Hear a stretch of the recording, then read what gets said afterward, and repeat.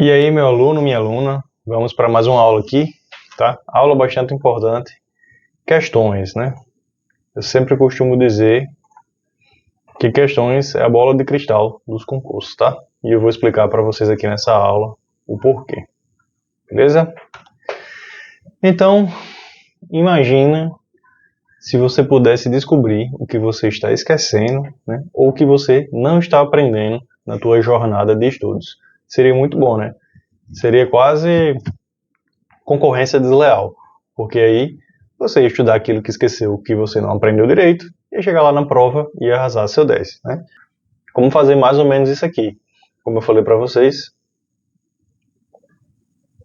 será a nossa bola de cristal aqui, ó. E como você já sabe, que é as questões.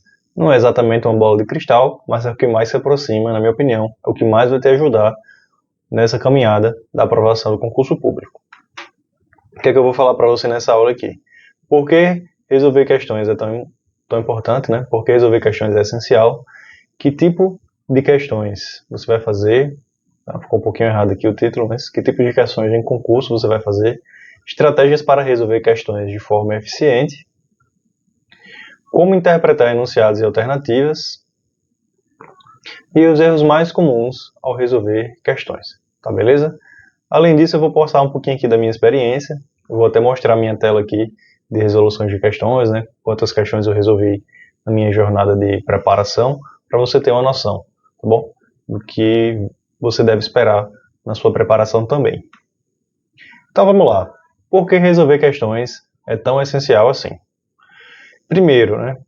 Saber resolver questões é uma das habilidades fundamentais para você fazer concurso, para você passar em concurso. Muita gente acha que para passar em concurso tem que ter só o conhecimento aqui na cabeça. Beleza, muito importante, é o número 1, não tem dúvidas, mas existem outras coisas que você tem que saber fazer. Você tem que saber ler e interpretar questões, você tem que saber resolver questões, você tem que saber controlar o tempo, controlar a ansiedade, você tem que saber fazer a discursiva no tempo.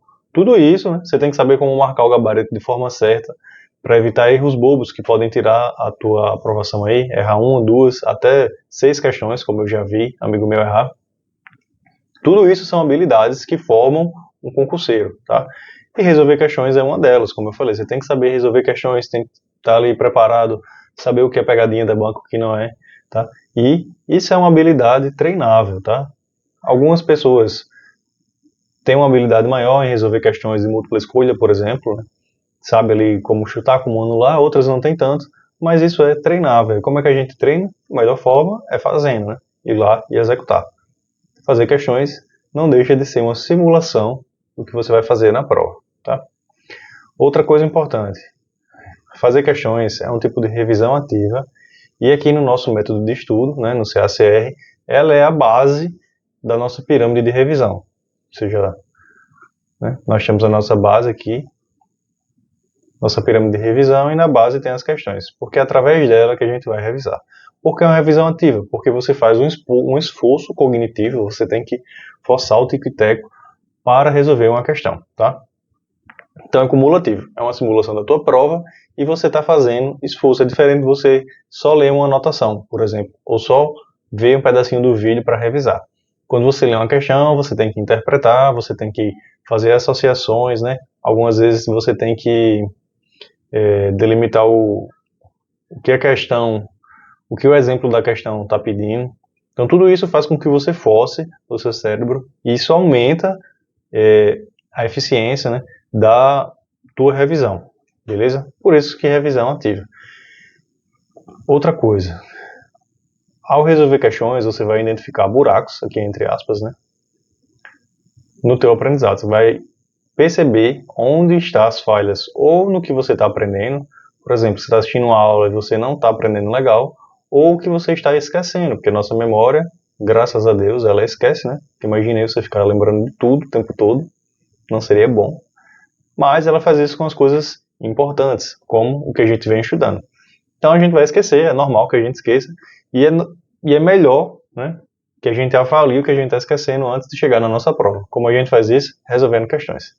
É por reunir essas e mais algumas outras que não estão aqui, essas e outras características, que a gente vai dar um maior volume em questões e ela vai ser a nossa base de revisão, porque a gente tem muita coisa em uma atividade só. Você treina para sua prova, você aprende a controlar o tempo, você faz uma simulação de como vai resolver no teu concurso, você está fazendo a revisão ativa, que é uma das melhores revisões que a gente pode fazer para o nosso conteúdo, é fazer questões, né, porque dá aquela forçada, e você ainda está usando a bola de cristal, porque com questões você consegue medir o que você está aprendendo ou não, o que você está esquecendo ou não. Compreendido aqui a importância de resolver questões? Ninguém tem dúvida, né? E aí, tipos de questões que você vai resolver em concursos, né? Na sua preparação. Isso aqui é nos estudos, tá? Vou até botar aqui em cima, para não ficar dúvida. Aqui é nos estudos, tá? Quando você está estudando, como é que você vai resolver? Primeiro, você vai tentar resolver só questões da sua banca, tá? Nem sempre é possível, porque alguns assuntos são escassos, né? Se você vai responder questões de português, quase todas as bancas você vai ter muitas questões para resolver, tá? Do nível superior, se você vai fazer nível superior, do nível médio, se você vai fazer nível médio. Então você vai pegar o seu concurso, ver provas parecidas, né? Não precisa ser só da sua área, vou fazer enfermagem, e pegar só provas de enfermagem. Se tiver muitas, beleza, mas você pode pegar outros níveis superiores, por exemplo, e resolver as questões básicas, né? Português, raciocínio lógico, vai ser tudo parecido ali para nível superior. Não tem questões suficientes da minha banca, a minha banca é nova, ou é uma disciplina nova que não tem tantas questões assim, a gente pode ir para questões de outras bancas, tá? De preferência bancas semelhantes, mas se não tiver você vai forçar mais um pouquinho a barra e ir para outras bancas no geral, e se não tiver nenhuma, né, de nenhuma banca, não é comum ter daquele assunto, vai para questões inéditas. Isso aqui acontece? Acontece, tá? Fiz um concurso da banca CESP, que ela cobrava Python, né? Abreviação de Python aqui. A linguagem de programação de computadores. E aí se você for procurar, hoje talvez até encontre mais, mas se você fosse procurar na época que isso aqui saiu, como era meio novidade nos concursos, a gente tinha pouquíssimas questões. O que é que a gente faz? Ou a gente parte para questões de livros, tá? Desse assunto, ou a gente vai comprar aí de alguns professores questões inéditas, tá? Você vai ver, questões inéditas do assunto X para o concurso Y. Você vai lá e adquire esse pacote, porque ele foi feito por um professor para simular aquela banca ali de um assunto que não tem. Tá? Esses são os pontos principais aí. Essa é a lógica, né? O que você vai resolver? Da tua banca, do teu nível de cargo, se não tiver outras bancas, e ainda inéditas, se esse volume de questões for pouco para você. Estratégias para resolver questões de forma eficiente. Primeiro ponto, né, que eu quero deixar claro aqui, eu acho que eu já falei sobre isso, é o volume importa. Quando eu falo de horário de estudos, eu até deixo um dia específico só para resolução de questões, né? Que eu sugiro que seja o sábado. Então eu tiro lá um dia de questões para os meus alunos, um dia de estudo dos meus alunos para eles só resolver questões, porque a gente precisa dar volume em questões, porque como eu falei, vai ser a nossa revisão principal e vai ser o nosso método de avaliação, tá? Então o volume importa. Quando você estiver resolvendo, geralmente eu ponho uma hora de estudo para resolução de questões, né? Então tá lá uma hora para resolver questões, e nessa uma hora você vai fazer aí 45 minutos ou 50 minutos de resolução bruta, tá? Se você viu que errou a questão, resolvi e errei, olhou o gabarito na hora, né? Nos sites de questões aparece na hora que você errou. Não olha a explicação no momento, deixa para depois, deixa para o finalzinho lá, os 15, 10 minutos finais. Você vai reavaliar o que você estava errando, tá bom? Por quê? Porque a gente quer celeridade, tá? A gente quer aumentar o número de questões e só depois a gente avalia, tá? Se você estiver resolvendo esporadicamente, aí você pode fazer do seu jeito, mas se você estiver fazendo bateria de questões, é importante que você ganhe volume, tá? Tá fazendo questões, o que é que você vai medir? Você pode avaliar o tempo, né, pela quantidade de questões que você resolveu. Porque aí você vai ter mais ou menos uma média, né, do número de questões que você resolve. Vou botar aqui, número de questões que você resolve por hora. E aí você começa a se treinar para fazer a sua prova num tempo hábil, lá na frente. Porque, bom, eu resolvo uma questão de múltipla escolha em 2 minutos. Então eu sei que se eu preciso resolver 50 questões, né, eu vou demorar 100 minutos. E aí eu tenho que fazer a prova subjetiva. Vai dar tempo? Preciso melhorar esse meu tempo de resolução? Meu tempo está ok? Você consegue ter esse critério de avaliação. Resumos e anotações, né? No momento que você for conferir as respostas certas ou erradas, o que você errou, você vai anotar no seu caderno de erros, tá? O caderno de erros é uma aula subsequente aqui no nosso curso, mas a lógica, né, da nosso método de revisão, ele é piramidal. A gente vai começar com questões. O que a gente erra em questões, o que a gente percebe que está esquecendo, que não está aprendendo, a gente faz um pequeno fichamento no caderno de erros, né? Caderno de erros é uma anotação lá que a gente faz num Word da vida, né, no Google Docs, para marcar aquilo que a gente está errando. Por quê? Porque a gente vai revisitar isso aqui mais vezes. A gente está errando, está esquecendo, a gente aplica um pouquinho mais de energia naquilo ali. E aí, depois, né, só para adiantar um pouquinho para vocês, continuo errando, está no meu caderno de erros. Quando eu resolvo uma questão daquele mesmo assunto, né, que já está aqui em cima, eu erro de novo, né? O que é que eu faço? Eu aumento um pouquinho o nível e vou para flashcards, tá? Isso aqui é, como eu falei, no futuro, mas só para você entender. Então você está aqui, ó, resolvendo questões, né? Resolveu uma hora de questões. Vai conferir as que você errou, né? Você vai selecionar, pô, essas aqui eu errei, quero entender por que eu errei. O que é que você vai fichar no seu caderno de erros? Só as questões que você errou por desconhecimento, tá? Ou por esquecimento. Se você errou porque entendeu errado o enunciado, se você errou porque era para marcar lá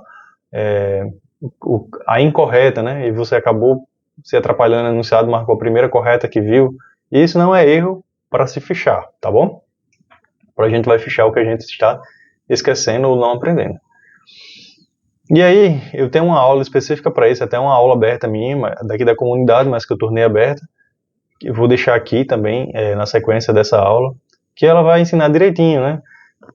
Como resolver provas de concurso público. Então vai ter lá questões de enunciado, questões de pegadinhas, o que você deve fazer antes de começar a ler os seus enunciados, quais são as disciplinas que você tem que fazer primeiro. Tudo isso é formas estratégicas de resolver a prova, né, do teu concurso público, mas que também você pode ir treinando enquanto resolve questões. Fechou?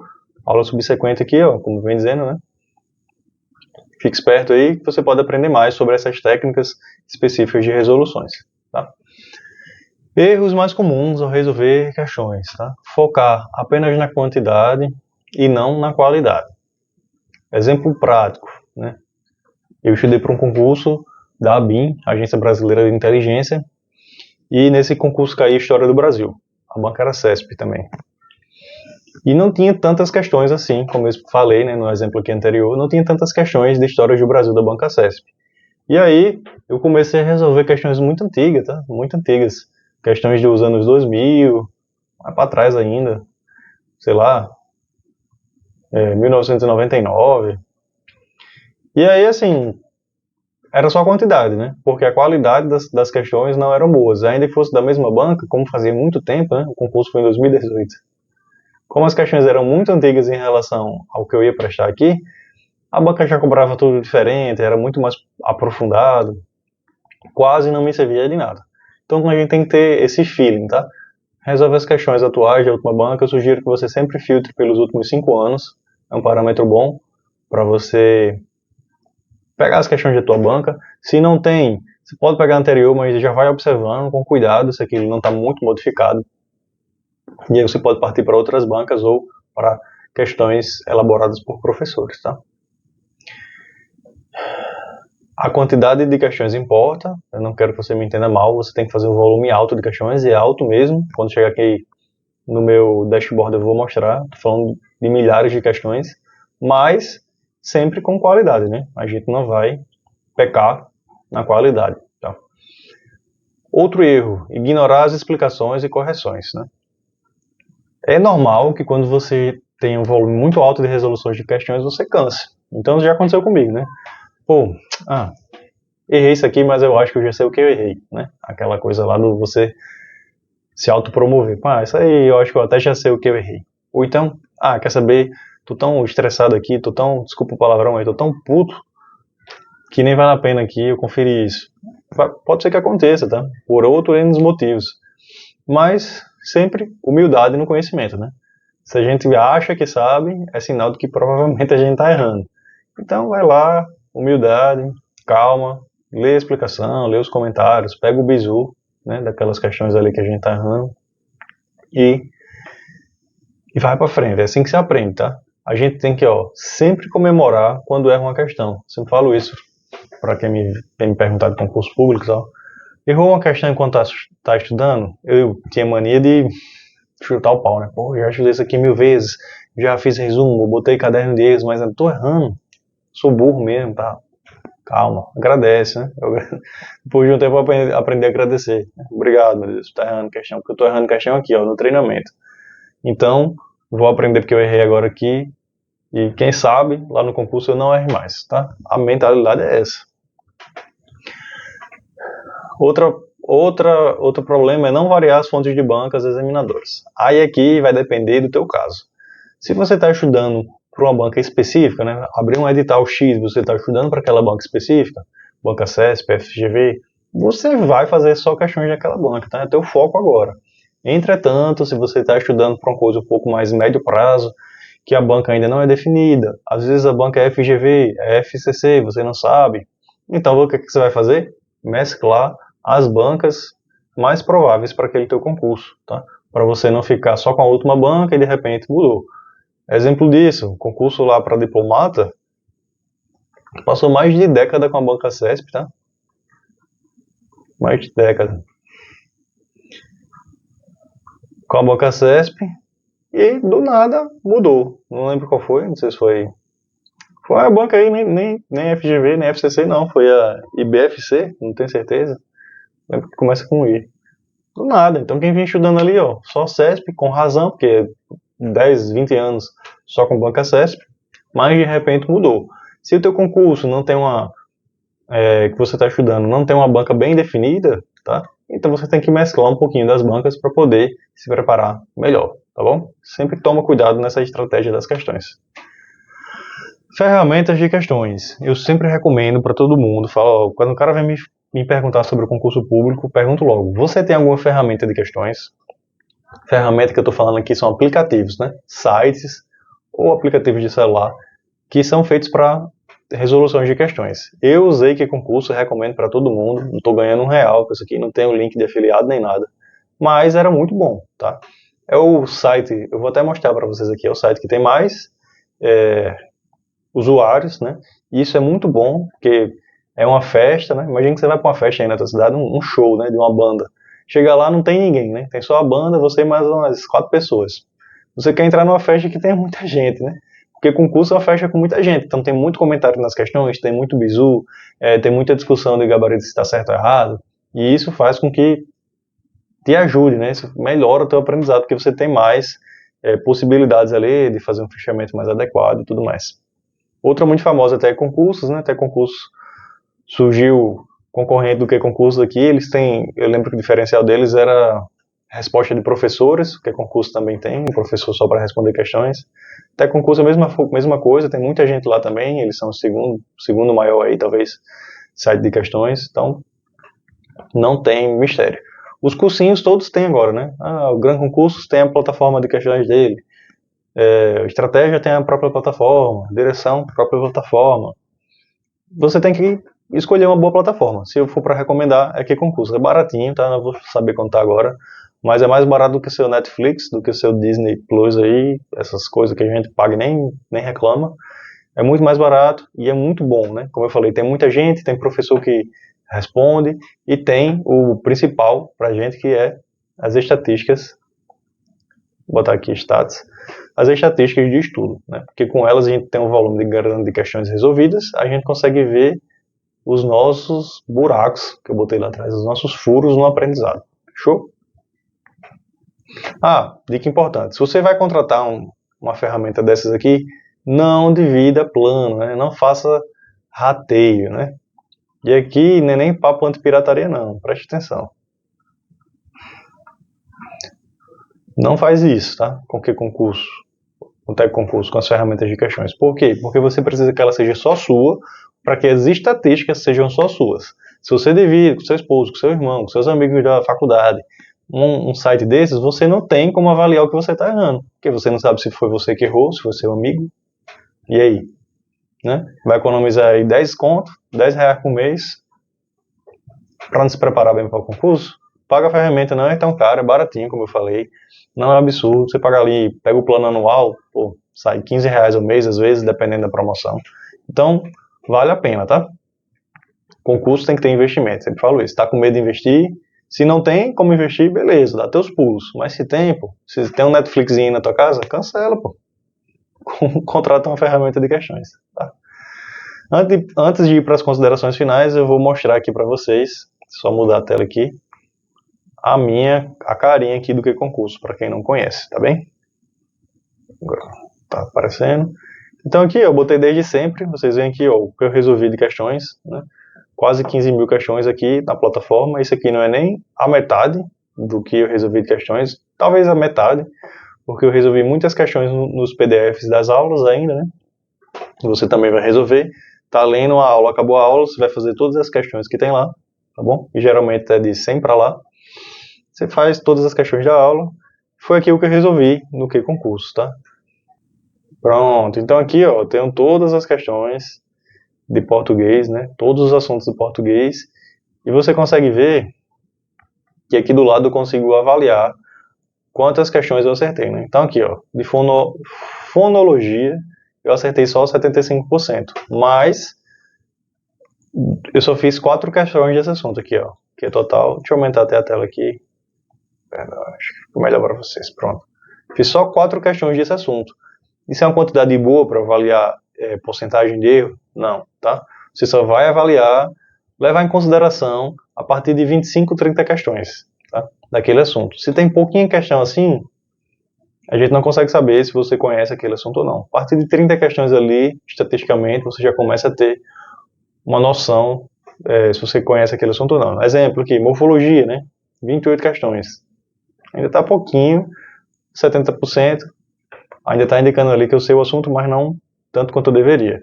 A gente sempre vai tentar chegar na meta de 86%, 85%, tá? Isso aqui é o melhor dos mundos nas questões. Deixa eu procurar uma que eu tenho um volume maior aqui. Pronto, interpretação de texto, né? Nesse período que eu selecionei, eu resolvi lá 222 questões de interpretação de texto, que me deu um rendimento de 83%, que para mim tá ok, né? Quase chegando nos 85 ali, fechou? Aqui, ó, significação contextual, não sei o que é isso exatamente. Resolvi 71 questões, mais uma vez, 83, tá bom. Coesão e incoerência, 91%, também tá bom. Vamos achar aqui um que não tá bom.